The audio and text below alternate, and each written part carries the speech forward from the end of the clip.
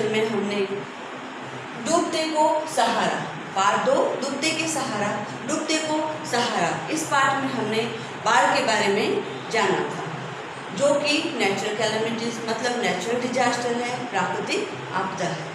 ये सब क्या है? भूकंप, उसके बाद में सुनामी, बाढ़, ये सारी क्या है?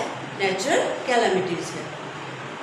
बहुत ज़्यादा बारिश होने के कारण, बहुत ज़्यादा बारिश होने के कारण नदी, यमुना नदी में क्या हुआ था? बाढ़ आ गई थी। मतलब नदी का पानी उसके किनारे से बाहर आ गया था, जिसके कारण उस गांव में और आसपास के पड़ोसी सभी इलाकों में क्या हुआ था? पानी भर गया था। वहीं पर एक बालक था जो चारपाई पे सोया था। उस नदी के पानी में क्या हुआ? उसकी चारपाई तैरने लगी। उसके बाद चारपाई तैरते तैरते बहुत बहाव में आ गई। उसके माता पिता भी घर पे नहीं थे, परंतु उस समय उसे वहाँ पर एक नौजवान ने बचाया। आसपास में काफ़ी लोग थे, पर किसी ने वहाँ पर उस बाढ़ के पानी में कूदने की हिम्मत नहीं की, परंतु उसे एक नौजवान ने बचाया। यह हमने पढ़ लिया था। अब इसके बाद में हम इसके प्रश्न उत्तर, रिक्त स्थान और कुछ अशुद्ध शब्द हम पढ़ेंगे। चलिए, प्रश्न 2, पाठबोध में प्रश्न 2, सही शब्द से रिक्त स्थान भरकर वाक्य पूरा कीजिए। मतलब हमें रिक्त स्थान पूरी करनी है, खाली जगहों को पूर्ण करना है। डैश वर्षा के कारण यमुना नदी में बाढ़ आ गई। किस कारण यमुना नदी में बाढ़ आ गई थी? अधिक वर्षा के कारण या कम वर्षा के कारण? तो अधिक वर्षा के कारण। अधिक वर्षा के कारण यमुना नदी में बाढ़ आ गई। ख, तभी पानी का डैश बहाव आया। तभी क्या हुआ? पानी का डैश बहाव आया, मतलब खाली जगह बहाव आया। अब तेज आया या मंद आया? तेज मतलब बहुत ही जोर से, मंद मतलब धीरे धीरे। तो यमुना नदी का बहाव कैसा आया था? तेज। तो आएगा जवाब उसका तेज। उत्तर क्या होगा? तेज। तभी पानी का तेज बहाव आया। ग, कोई भी पानी में कूदने का साहस न जुटा पाया। वहाँ पर आजू बाजू में अड़ोस पड़ोस में लोग खड़े थे, पर कोई भी उस नदी के पानी में कूदने का साहस नहीं जुटा पाया। मतलब जुटा पाया कि उठा सका, मतलब जुटा सका। उत्तर क्या आएगा? जुटा सका। कोई भी पानी में कूदने का साहस न जुटा सका, मतलब खाली जगह में क्या आएगा बच्चों? जुटा सका। घ, बच्चे का मुख, बच्चे का जो चेहरा था, बच्चे का जो मुख था, बच्चे का मुख डैश मतलब खाली जगह हुई माँ उस नौजवान को बार बार धन्यवाद देने लगी। मतलब उस बच्चे का मुख उसकी माँ क्या कर रही थी? चूम रही थी या धूम रही थी? तो चूमती थी। चूमती मतलब उस बच्चे को उसकी माँ क्या कर रही थी? किस कर रही थी, क्योंकि उसका बच्चा इतनी बड़ी आपदा से बच गया था। ठीक है, चलिए अब अशुद्ध शब्द। अशुद्ध शब्द मतलब क्या? अशुद्ध शब्द जैसे गलत शब्द होते हैं, उसे हमें क्या करना है? सही करना है। बरसात, बरसात की बरसात होगा? नहीं, क्या होगा इसका आंसर? बरसात। ब फिर समय आ की मात्रा सा त। ठीक है, अब उसी तरह से डूब की डूब, बड़ी ऊ की मात्रा होगी या छोटी ऊ की मात्रा? तो बच्चों बड़ी ऊ की मात्रा होगी, डूब। उसके बाद में शोर, शोर होगा कि शोर होगा? तो शोर, श में ओ की मात्रा, शोर। उसके बाद में नौजवान, नौजवान होगा कि नौजवान होगा? नौजवान, नौजवान, न में औ की मात्रा, न में औ की मात्रा, नौजवान। मुख, मुख मतलब चेहरा। मुख बड़ी ऊ की मात्रा होगी या छोटी ऊ की मात्रा? बच्चों उसमें छोटी ऊ की मात्रा होगी, मतलब अंदर की मात्रा। मुख, मुख। ठीक है, उसका कैसा चेहरा? मुख। ठीक है, अब धन्यवाद। वह माँ अपने उसके बच्चे को जिसने बचाया था वो उस नौजवान को वो क्या कर रही थी, बार बार धन्यवाद दे रही थी। तो धन्यवाद आएगा कि धन्यवाद आएगा बच्चों? धन्यवाद आएगा। ध फिर आदन फिर य फिर वा में आ की मात्रा फिर द, धन्यवाद। इस तरह से हम शब्दों को, अशुद्ध शब्दों को हम शुद्ध करते हैं, मतलब सही लिखते हैं। गलत शब्दों को हम सही शब्द बनाकर लिख सकते हैं। अब प्रश्न क्रमांक 3। प्रश्न क्रमांक 3, निम्नलिखित प्रश्नों के उत्तर लिखिए। हमें सभी प्रश्नों के अब उत्तर लिखने हैं। चलिए इसे हम CW में लिखेंगे। चलिए सबसे पहले क, प्रश्न क, अधिक वर्षा होने से क्या हुआ? उस गांव में अधिक वर्षा मतलब बहुत ज़्यादा वर्षा, बारिश हो रही थी, जिसके कारण क्या हुआ वहाँ पर?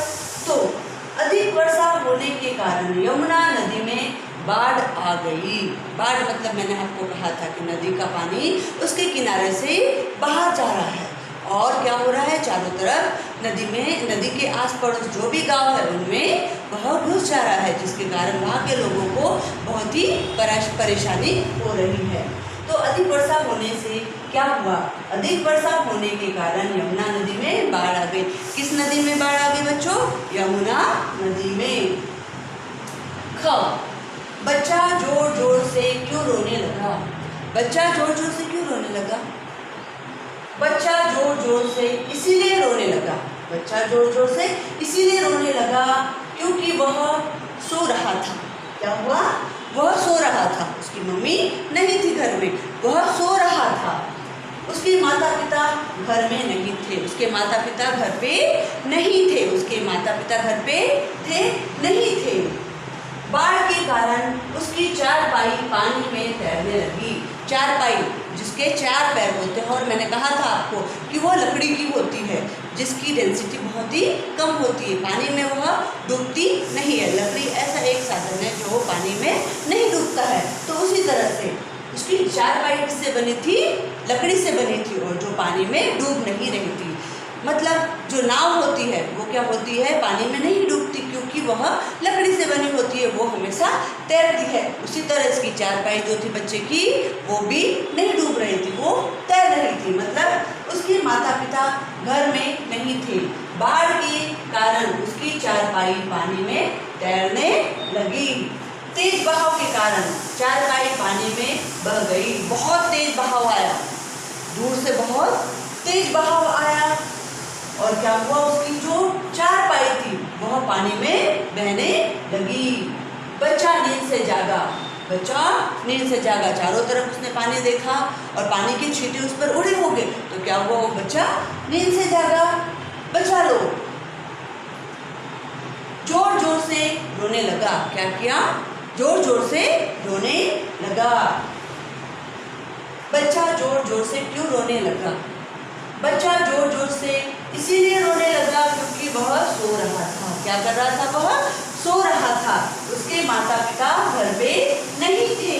बाढ़ के कारण उसकी चारपाई पानी में तैरने लगी। तेज बहाव के कारण चारपाई पानी में बह गई। बच्चा नींद से जागा और जोर जोर से रोने लगा। इस कारण से बच्चा जोर जोर से रोने लगा। ग, बच्चे की माँ ने लोगों से क्या विनती की? बच्चे की माँ ने क्या विनती की? वहाँ पर काफ़ी लोग खड़े थे, चारों तरफ लोग ही खड़े थे। तो बच्चे की माँ जब वहाँ पर आई, रोने लगी वो तो खुद, पर आस पड़ोस में जो लोग खड़े थे उनसे उस बच्चे की माँ ने क्या विनती की, मतलब क्या रिक्वेस्ट की? तो बच्ची की माँ लोगों से विनती करने लगी। क्या विनती करने लगी? अरे कोई तो मेरे बच्चे को बचा लो। क्या कहा? कोई भी तो मेरे बच्चे को बचा लो, मेरा बच्चा डूब रहा है। वह विनती करने लगी, मतलब माँ उसकी बार बार रिक्वेस्ट करने लगी लोगों से कि कोई तो भी मेरे बच्चे को बचा लो। पर किसी की हिम्मत हो रही थी नहीं। पानी बहुत ही ज़बरदस्त था, बाढ़ जोरदार थी, जिसके कारण कोई भी उसमें कूदने की हिम्मत नहीं कर रहा था। बच्चे को किसने बचाया? बच्चे को अब किसने बचाया? हमने स्टोरी में, इस कहानी में पहले ही देखा, इस पार्ट में हमने पहले ही देखा कि एक नौजवान आया था और आस पड़ोस में जितने लोग खड़े थे वो तो देखते ही रहे, हाय तौबा करने लगे, परंतु जो नौजवान आया उसने ही उस बच्चे को बचाया। बच्चे को किसने बचाया? बच्चे को एक नौजवान ने बचाया। ये एक यंग मैन था जो जिसने उस माँ की शोर को सुना, उसने माँ का शोर सुना और उस बच्चे को उसने बचा लिया। या मुसीबत से कब छुटकारा मिल सकता है? अब हम पे कोई भी मुसीबत आ गई और हमें उससे छुटकारा चाहिए तो क्या होगा? हम मुसीबत से लड़ेंगे या फिर मुसीबत को छोड़ के भाग जाएंगे? नहीं, हमें मुसीबत से लड़ना पड़ेगा। तो उसी तरह से मुसीबत से कब छुटकारा मिल सकता है? उत्तर है इसका, मुसीबत के समय साहस से काम लेने से। क्या होगा? हमें साहस से मतलब बहादुरी से काम लेना है। हमें क्या होगा? करेजियस बनना होगा। अगर से कोई भी मुसीबत आ रही है तो हमें उसे लड़ने की हिम्मत रखनी होगी, साहस रखना पड़ेगा, हिम्मत रखनी, करेज बनना पड़ेगा। तभी क्या होगा? हम उस मुसीबत से लड़ सकेंगे। मतलब मुसीबत के समय साहस से काम लेना चाहिए, तभी मुसीबत से छुटकारा मिल सकता है। ठीक है, चलिए।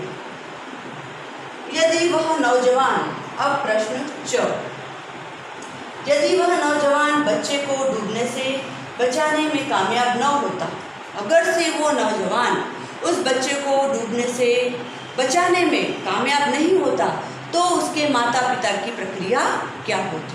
क्या होती उसके माता पिता की प्रक्रिया? चलिए। तो यदि वह नौजवान बच्चे को डूबने से बचाने में कामयाब न होता तो क्या होता?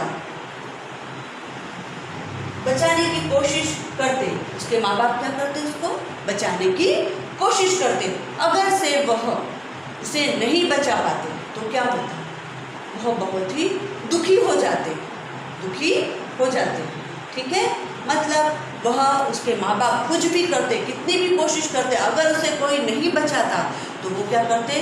खुद ही पानी से बचाने की कोशिश करते या फिर आस पड़ोस में और भी लोगों को वह विनती करते कि आप मेरे बच्चों को बचा लो। इस तरह से इस पाठ में हमने डूबते को सहारा मतलब किसी की मदद करना सीखा। मतलब बच्चों, इस पाठ के अनुसार हम सभी की मदद कर सकते हैं। प्रश्न 1, पाठ बोर्ड, सही उत्तर पर सही का निशान लगाइए। मतलब MCQs है कुछ, तो चलिए सही उत्तर पर सही का निशान लगाइए। जो उत्तर सही है उसी पर हमें राइट का निशान लगाना है। क, घर के अंदर एक छोटी सी चारपाई पर कौन सो रहा था? जो घर पर एक छोटी सी चारपाई थी उस पर कौन सो रहा था? छोटा बच्चा, नंबर 1 छोटा बच्चा, नंबर 2 नौजवान, नंबर 3 बूढ़ा या नंबर 4 माँ। उस चारपाई पे कौन सो रहा था बच्चों? तो उस चारपाई पे एक छोटा बच्चा सो रहा था। तो क्या होगा? 1, नंबर 1 पे हम टिक करेंगे।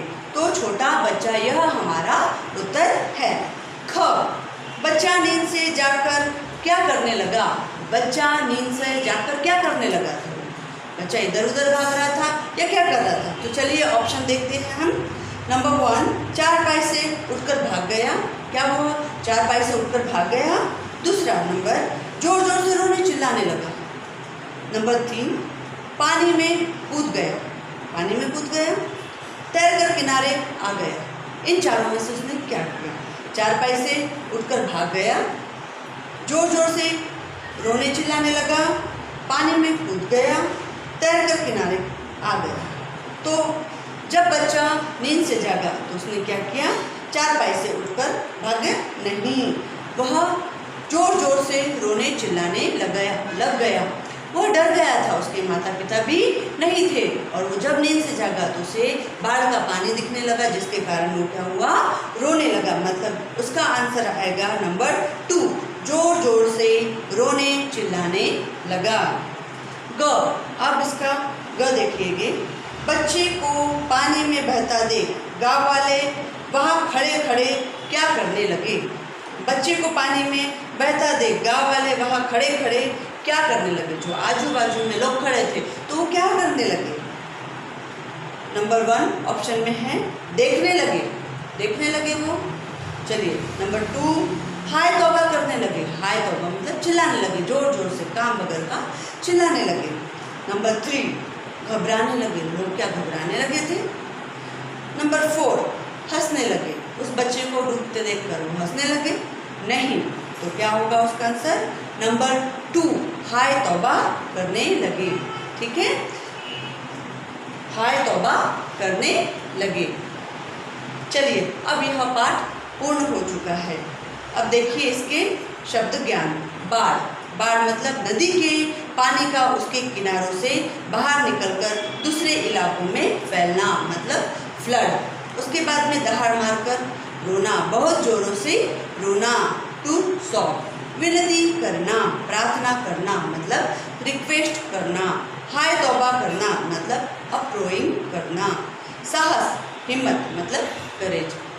हमने अब इसके सारे शब्द ज्ञान भी देख लिए, प्रश्न उत्तर देख लिए, खाली जगह देखी, उसके बाद में अशुद्ध शब्द देखे और सारे क्वेश्चन आंसर देख लिए। अब इसके बाद के चैप्टर में, इसके बाद के जो चैप्टर है हम फिर कंटिन्यू दूसरे लेक्चर में करेंगे।